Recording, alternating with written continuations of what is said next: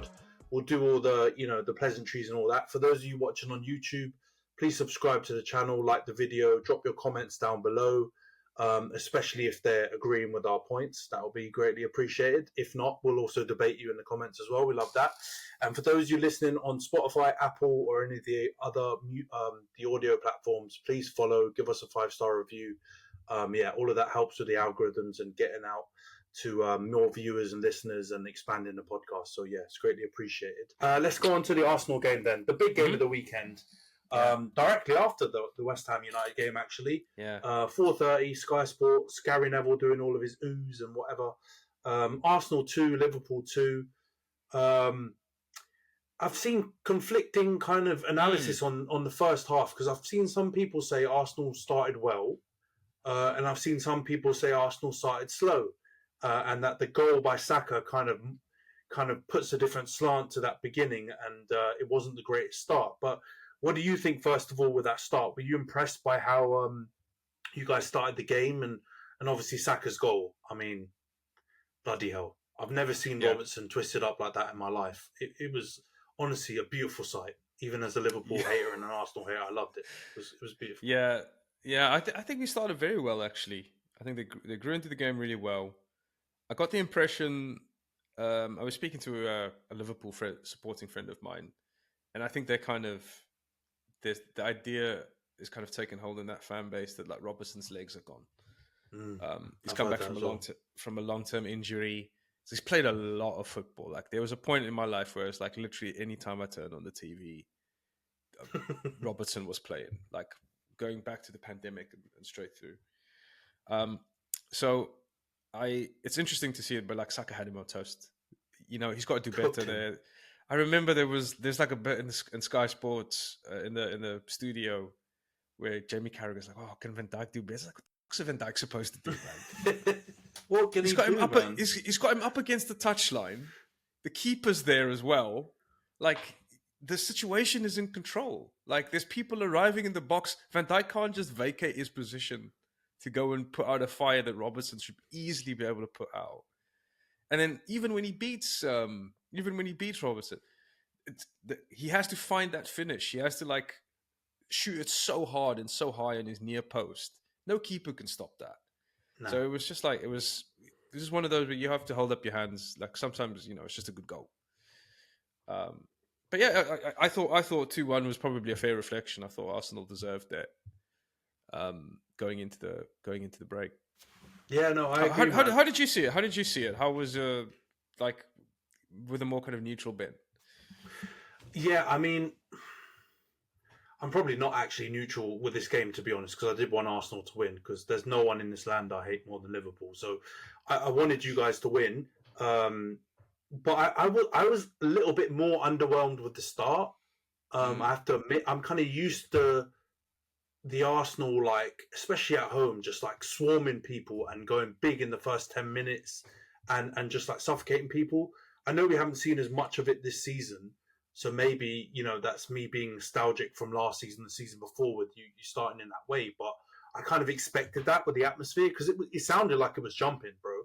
From even just watching it on TV, it sounded like you guys really brought the ruckus. But you didn't really go after it like I kind of expected you to. And I think the Saka goal really brought the game to life. And I feel like then, you saw more duels. And I feel like I've got to give prop to Rice and Marino, because I think in midfield, they did really well. Like Curtis Jones had a pretty smelly game.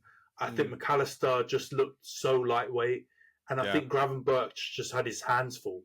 And, he's been doing really well.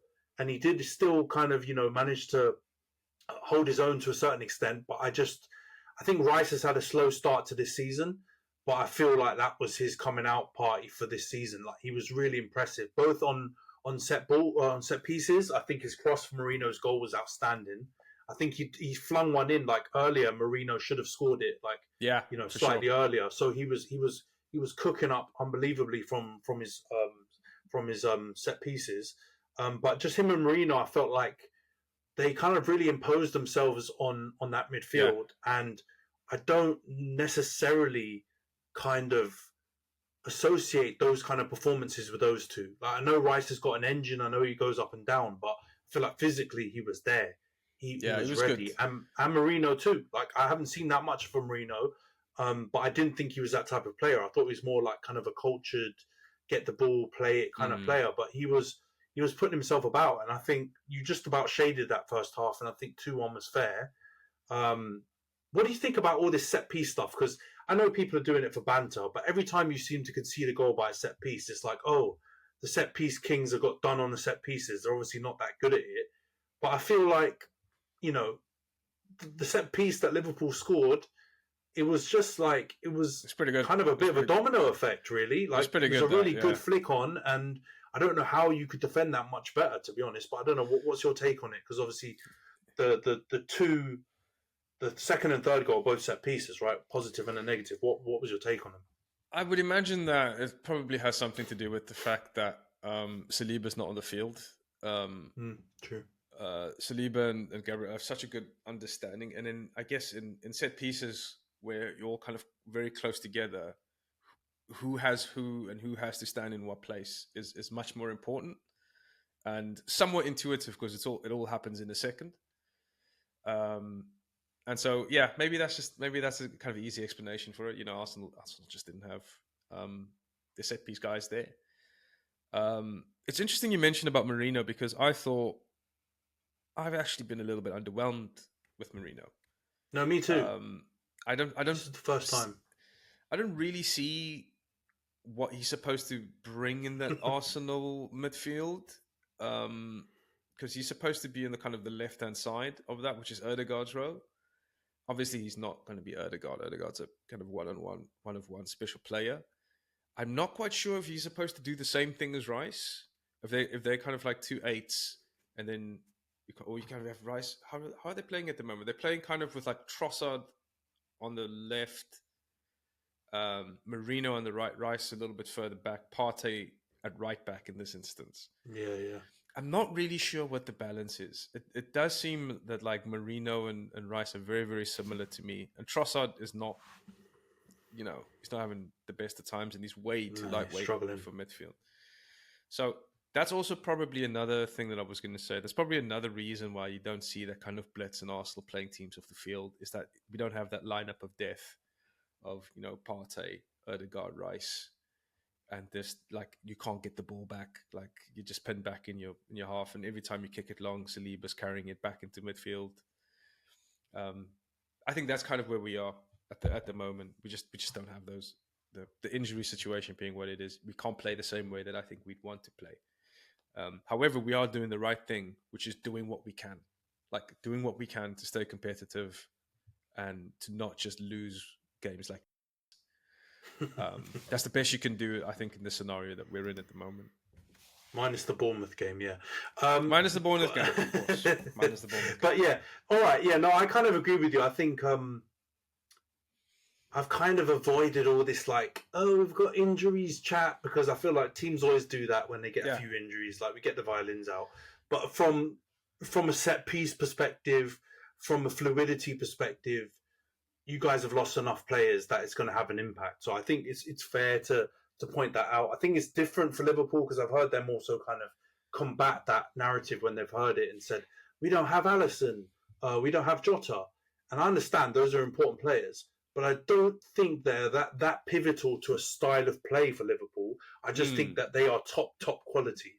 Like, I think Kelleher is actually a very, very good goalie and can imitate a lot of the things that Alisson could do in terms of build-up and style of play. He's not as good of a shot stopper. He's obviously not Alisson. But I don't think Kelleher coming in affects the style of play massively. And I don't think Jota coming out and one of their other very competent forwards coming in for him affects their style of play. I think it affects their efficiency. Jota's mad efficient with chances. He generally tucks them away. So sure. Fantastic. It can affect like your conversion rates and stuff like that, and with Kelleher, it can affect your shot save percentage. But I don't think it affects the style of play the same way. Losing Ødegaard, losing Saliba, losing some players that you guys have lost, because I do feel like that affects your style massively. I think you haven't got like for like replacements to bring in if those guys get injured. So I think it's a fair point, and I don't think I know injuries are injuries, but I think there's some Yeah, injuries that are negligible and some that like literally tear the house down or going to make you go to a totally different style of play. And I think that's fair I completely mean, to point that out. to be fair as well, I think Arteta's had this coming. Like Arsenal's players last season had more minutes than pretty much anyone. Like that makes sense that these kind of things would happen. Just a little bit on Liverpool, though. I think it's interesting that Arsenal, the game kind of broke out. So we got to halftime, it was 2-1. I thought Liverpool actually, the only mistake we made was trying to kill them off on the break. I think if we sat back, I think we could have seen that out. Just because, yeah, go on. No, I think I agree with you, but it's weird, bro, because the narrative I've seen out, and I don't know if it's just banter, the narrative I've seen and heard, and it's bounding around group chats and stuff, is that Arsenal did sit back. But actually, watching that second No, half, I don't think you did. I just think it's a natural thing when you're 2-1 up. You're not going to go gung ho. You're not going to press them about the pitch everywhere. And then you lose a couple of guys. You lose Gabriel and Timber. Of course, the players that come in are not as aggressive as Gabriel and Timber, so they naturally will do their defensive job. But I don't think you like did a Mourinho and did the low block football and parked the bus at all. I think actually if you'd done that, like you just said, you probably don't get hit on the counter with the Trent ball over the top, and you probably just sit back and you force Liverpool to kind of do what City did when they managed to get their equaliser, which is just keep banging the door down and get like a lucky break, which kind of I think City did with a Stones goal, like a ricochet, and then it bounces to them and they score. yeah, I think that would have probably been the only way Liverpool would have equalised if you did do that. But the narrative's yeah. there, so I don't know. I guess you agree with me, right? That you don't think Arsenal did sit I thought the opposite. I think we didn't sit deep enough. I think we deep. should have. I think we should have sat back because I think it got to about 80 minutes. Liverpool looked really kind of out of ideas. Like Trent was like kicking it over the bar, Spamming but it, then, yeah. but then I think we lose Timber on the left hand side, and the young guy comes on. I forget his name. Lewis Kelly. Lewis Kelly comes on, and Lewis Kelly is like he's young. He's trying to affect the game. And Arteta said something that's really interesting. He said that we go up on the left hand side, Martinelli we don't finish the action. And I think that's important because what you're saying there is it's not a case of going up the field and losing the ball. It's like if you go up the field, you either take a shot or you foul someone or something. But the ball, you can't just lose it when we're not in a good shape. Because Trent Alexander-Arnold just plays like just a killer ball. And that's it. I think it's interesting that Arsenal were able to hold Liverpool out for so long, even though Arsenal weren't playing too well. It's an interesting thing, I think, with Liverpool. Liverpool are one of those teams. Sorry, Brighton are like this a lot as well, actually. In order for Liverpool to kind of play well, you kind of have to play with them. You have to kind of be trying to play it out from the back and doing all of these things that they like to do and play to their tempo. The moment you stop playing with them and you go down, there's free kicks, it's niggly, there's long balls. They don't like that. Arsenal have kind of mastered the art of we'll play loads of different ways in general. But Liverpool are one of those teams I find when the game is when the game's going at their tempo, which is a million miles an hour, they're very happy. And I thought we did a really good job of kind of stopping their rhythm. But at the end of the day, there's good players on the field. Trent Alexander-Arnold, Mo Salah, these are elite players. So you do kind of have to hold your hands up as well in the score part. Yeah, that's the way I was kind of describing it. I feel like overall team performance, probably you guys still edged it in my perspective. But I think the honest truth is, Liverpool got 3, maybe 4 world-class players. And those players show up regularly. So Van Dijk and Salah in this, they basically do that 9 games out of 10.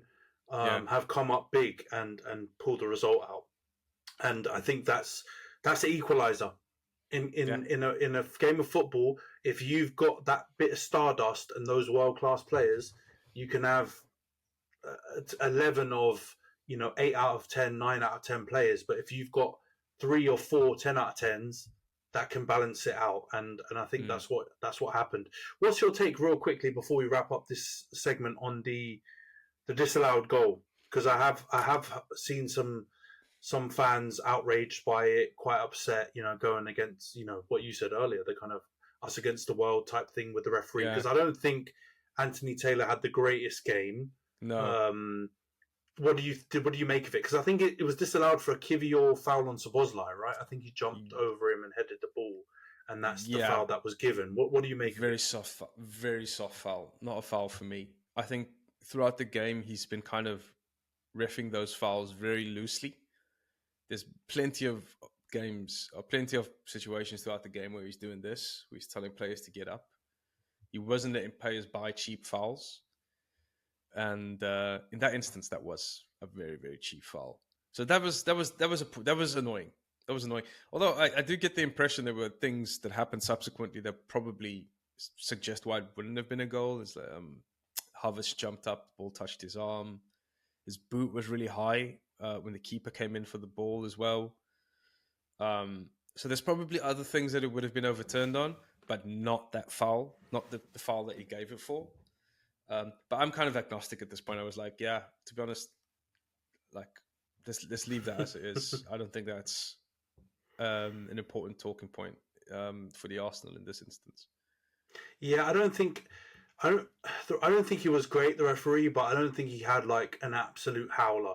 I was just confused what it was for, because like you said, there were a couple of other little points in that move where I thought it could have been for that, and I would have looked at it and been like, okay, again, kind of harsh, but I can kind of see where you're coming from in terms of a high boot. I initially thought it was for Havertz kind of leaning into Trent on the line, and he goes flying into the goal. I thought he kind of like shoulder barged him a bit to get to that ball once he lifted it over the keeper. I thought that was what it was for. But I thought the Kivior one was super soft. But overall, I don't think it's like something to go too big on. But what do you think in the perspective, quickly before we wrap it up? Do you think it's 2 points dropped or 1 point gain? And like how do you feel about this title race now? Because it's obviously, people are swapping positions now every week. So how are you making the title race so far? I think it's 2 points dropped. I think Arsenal had enough to win that game when it was 2-1. I think were it not for those injuries, and I'm talking about the injuries in game. By the way, big shout out to Ben White, just playing centre back like he's been. He played really well, man. Just like he's been playing it for ages, and it isn't the first time in ages that he's played it. I think that's 2 points dropped. I think we had enough to see that out, because I don't think Liverpool would have scored on us if we actually properly parked the bus. I think that's a big problem Arsenal have when they go up, especially at home. Away from home, it's very clear. We're parking the bus. It's haram football. But I think when we're at home, sometimes when we have to move between different styles of football, we struggle. And I think that was another example of it. That's why it's 2 points dropped for me. In terms of the actual title race, I am fine. I'm so fine with this. Just because this is now the third season or the second season that my team has been in a title race. I think it's you should try it sometime. It's really good stuff. But it's so long. It's so long, and you have to pace yourself. There's no point being like top of the league. I've seen us be top of the league at New Year's and lose it. It's like this is 270 days or something. Yeah, so this is completely fine. Let Liverpool be pace setters. Let Liverpool run out front and catch all the wind and do all of get all the headlines and get all of the psychodrama. City and Arsenal just stay back here. We'll just stay in touch. And then somewhere in February, March, hopefully everyone's fit. Odegaard's doing well. And we can kind of start putting those results together and we can start winning big games. But as for right now, I'm not worried. Yeah. Not right now. Yeah, I think had you lost this game, it might have been a little bit different and it might have been a bit more concerning, but I still would agree with you on that. The same thing we were saying about Amorim coming in, and there's plenty of season to turn it around. What are you, 5 points behind City? I think City are top with 5 points. Liverpool Yeah. second, and I think you're still 4 points behind them. So Yeah. everyone's in touch and distance. You still got to play both of those teams one more time. They've still got to play each other 2 times. There's loads of other good, strong teams, your Villas and your Chelseas who are cooking right now as well, who can take plenty of points off them. So it's really early days. It's more just like striking a blow on one of your nearest rivals and the psychological kind of impact that you can get. In terms of the actual points, I think you guys are fine. I think people just need to remember it's a marathon, man. It's not a sprint, and you guys have been in it for a couple of seasons now, so you're getting that experience to understand it. I think sometimes it's just a passion of, like you said, I think you probably did deserve to nick it, and had you gone with a slightly more conservative approach in those last 15 minutes, I don't think Liverpool would have been able to break you down. It didn't look like they were. So from that sense, I get it's frustrating, but 2-2 is not a terrible result. And I'm seeing a trend now with the bigger games too, where there's more draws, man.